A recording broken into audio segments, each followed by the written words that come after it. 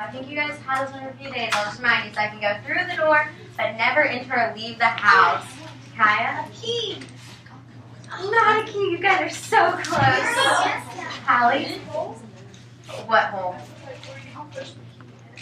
What's that called? You got it. Yeah. You got what it Keyhole. is. It's called the keyhole. Yeah. You guys are... You said the hole that you put the key in? No, you didn't. No, you said the lock. Yeah, you said the lock. Different. But you guys got it now. That's a tricky one. Alright, so our Ian question. So like Miss R told us before, this is kind of one that a lot of people have a little bit of trouble with from the quiz. So just remember to, before our test next week, make sure you review your sponges because you guys did pretty well on the quiz, but you definitely, it seemed that most people struggled more with the sponges than with the mollusk just because we learned that earlier in the week. So how does a saltwater sponge feel compared to a freshwater sponge? Okay? Well, the saltwater sponge feels like much rougher than the freshwater. Rougher? Does anyone have anything something to add? I guess like freshwater sponges, they feel like a little bit like softer than the saltwater. Okay, so the saltwater sponge was a little rougher, the freshwater was softer. Something else?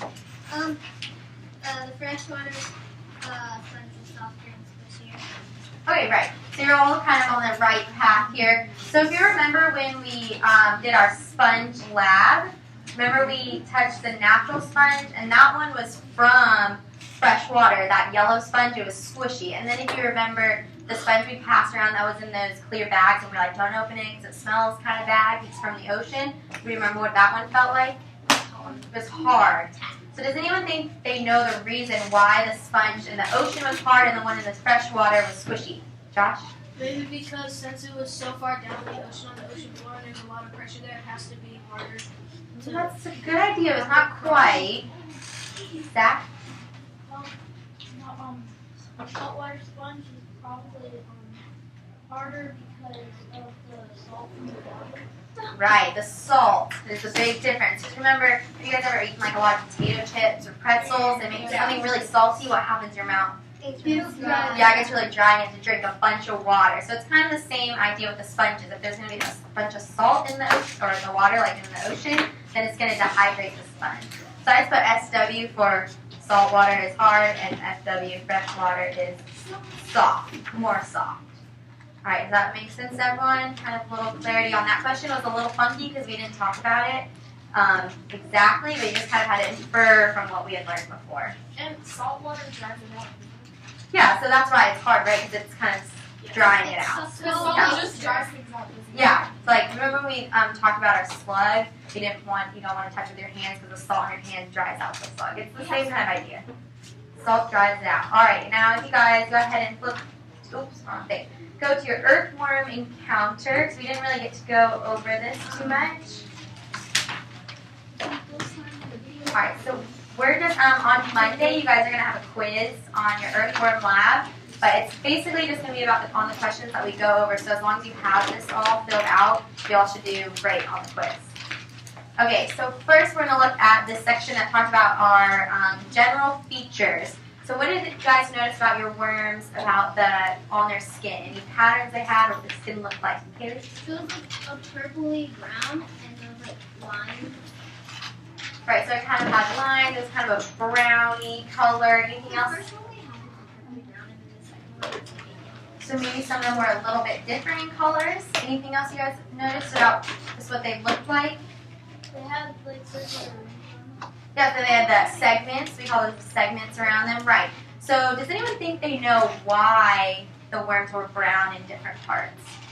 Because they had eaten. Right. What do worms eat? Dirt. Dirt. So you could actually see the dirt going through their bodies. So I knew it was see-through. It was a little bit see-through. So could you imagine if humans, we could see the food going through our bodies? Yeah, that'd be kind of weird. Awesome. All right, and then for number 7, how did the worm's skin feel? I know you all felt it. Zach? Slimy. Slimy. Anything else? Chase? Squishy. Hallie? On the bottom it felt It was scaly on the bottom. Did any of you know that's kind of what worms felt like on the bottom before? You did know that? Wait, is that legs? We'll talk about that in a second. All right. And then what about when we already kind of talked about? So for number 8, when we were talking about, you could see the dirt in the worm, right? So could you see through the worm? Yeah. A little bit, right? You can kind of see what's inside its body. Thanks, y'all. Okay, so that was number 8. Can you see through the worm? You can actually kind of see through them, right? Because that's what made them dark in different spots was the dirt, like Carson said to us. All right, and then what about the difference? We kind of touched on this. The difference between the upper side and the lower, or the top and the bottom. The bottom got like scales, but then like when I thought about it, it's probably it like it felt like feet, like how like Yeah, it kind of felt like scales, like tiny top was feet. like smooth and soft. Right, smooth, slimy on the top. Anything you want to notice? Anything else about the difference between the top and the bottom? That's pretty much the big thing, yeah? Ours are they were like different colors because on the top the first one it was lighter than the bottom. Okay, so was it darker on the bottom than on the top? Raise your hand if your worm was also different colors on the top or bottom. Or the same color. So a couple of us. Some might just have to do with what the worm had eaten or how far it was along digesting. Alright, we're going to go ahead now and you can look at the head section. Alright, do worms have mouths? Yes. Raise your hand if you think they do have mouths. No. Raise your hand if you think they don't have mouths. You don't think it has a mouth? They do have mouths, right? They eat dirt. That's how they're going to get it into their system. How else could they eat the dirt if they didn't have to? Right. Okay, what about, do you think they have teeth? Yes. Do you think they do have teeth? Yes, because they have that. Do they have the radula thing? So remember, that is, the regula is the mollusks. This is. We're doing what? Annelids. Annelids. So you got to remember the different types of invertebrates. We got to keep them apart. All right. So we think they might have teeth. Earthworms actually do not have teeth. They do not have teeth. So they just kind of take it in with their mouth. They don't chew. Worms can't bite you. Like when you eat yogurt, It's you don't like really chew. Yeah, it's kind of like that. Because they're eating, remember, such tiny pieces of food and dirt. They don't really need to chew it.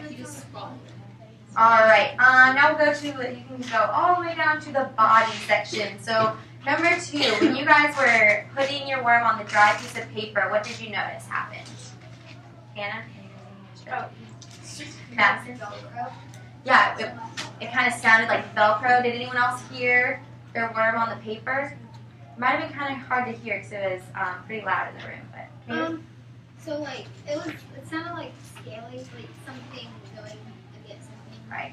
So what we were hearing is actually the setae, which are those little things they use. That you said it's kind of felt like maybe tiny feet, or it kind of felt like scales that they use to help them move.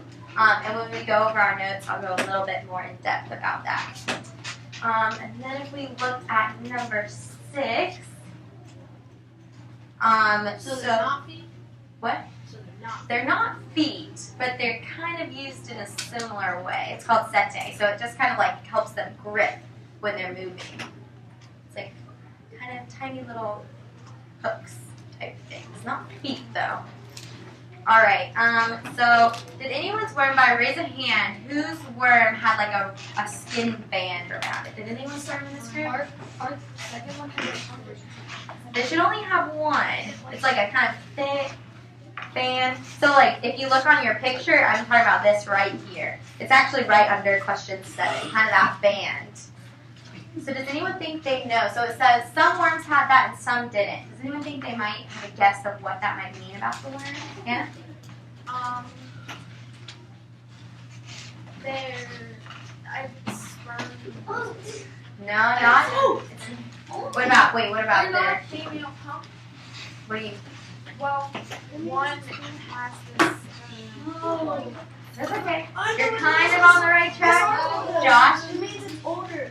Yes, so if they have that skin band, that means that they are mature. So they're old enough to reproduce. So you're kind of on the right track a little bit, but just a little off. So they're old enough to reproduce.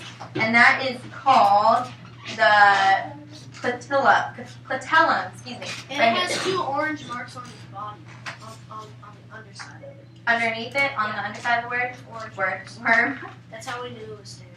That's how you knew what? It was No, Sam. some other ones had that too. Oh, okay. You're specific.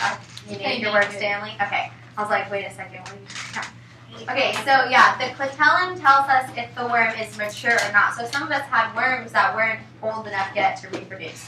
So you can kind of